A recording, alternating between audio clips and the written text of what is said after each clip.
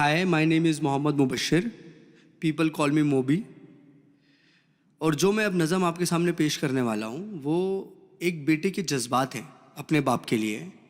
और मैं आपसे दरख्वास्त करता हूँ कि आप मेरे लफ्ज़ों पे जाएं, ना कि मेरे अंदाज़े बयां पे। मेरे जज्बातों को समझने की कोशिश करें। और इसमें कुछ वर्ड्स हैं जिनका मैं आपको पहले मतलब बता देना चाहता हूँ। जैसे कि एक वर्ड है फजर। फजर मतलब वो वक्त जब सूरज उगने वाला है। एक वर्ड है बेलोस। बेलोस मतलब अनकंडीशनल। सो जब ये मतलब I will recite this poem तो you will get to know about these words. और पोएम जो है, जो नज़म है मेरी, वो इस तरह शुरू होती है कि नन्ही सी आंखें और मुड़ी हुई उंगलियां थी। ये बात तब की है जब दुनिया मेरे लिए सोई हुई थी। नन्ही सी आंखें और मुड़ी हुई उंगलियां थी। ये बात तब की है जब दुनिया मेरे लिए सोई हुई थी। नंगे से शरीर पे नया कपड़ा पहनाता था। ईद वीद की समझ ना थी पर फिर भी मेरे साथ मनाता था।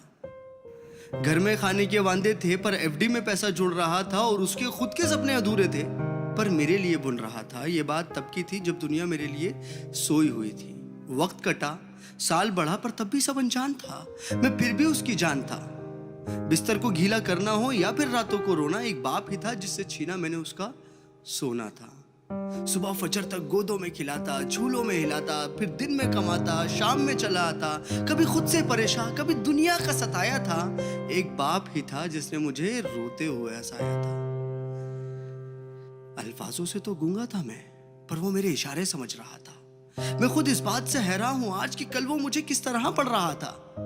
अब्बा तो छोड़ो यार, अभी आ भी निकला ना था, पर वो मेरी हर फरमाइशों को पूरा कर रहा था। और मैं भी उसके लाड प्यार में अब ढलने लगा था। घर से वो निकल ना जाए, अब उसके कदमों पे नजरें रखने लगा था। और मुद्दे तो हजार थे बाजार में उसके पास, पर कब ढल जाएगा सूरज, उसको इसका इंतजार था। और मैं भी दरवाजे की चौखट को ताकता रहता था।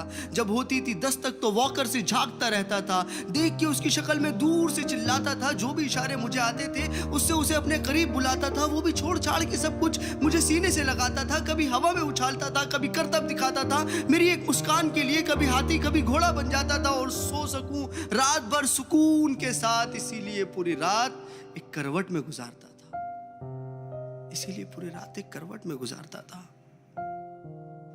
पर वो बचपन शायद अब सो चुका था और मैं जवानी की दहलीज में कदम रखने लगा था। उसकी कुर्बानी को उसका फर्ज समझने लगा था।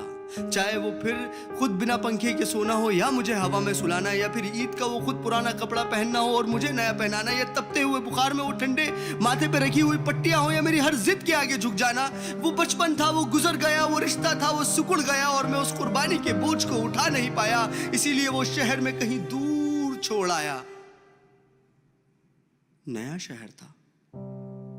नए शहर की हवा मुझ पे चढ़ने लगी थी। अपने बाप की हर नसीहत मुझे एक बचपना लगने लगी थी। काम जो मिल गया था, पैसा जो आने लगा था, क्या जरूरत है बाप को, ये सोच मुझ में पलने लगी थी। और उधर मेरा बाप बेचैन था मेरी याद में कि कुछ रोज तो घर आजा बेटा, बस यही था उसकी फरियाद में। और मैं उससे हिसाब लेने लगा था जो दुनिया का कर्जदार बन चुका था। क्या जरूरत है तुम्हें अब्बू इतने पैसे की, अब ये सवाल करने लगा था।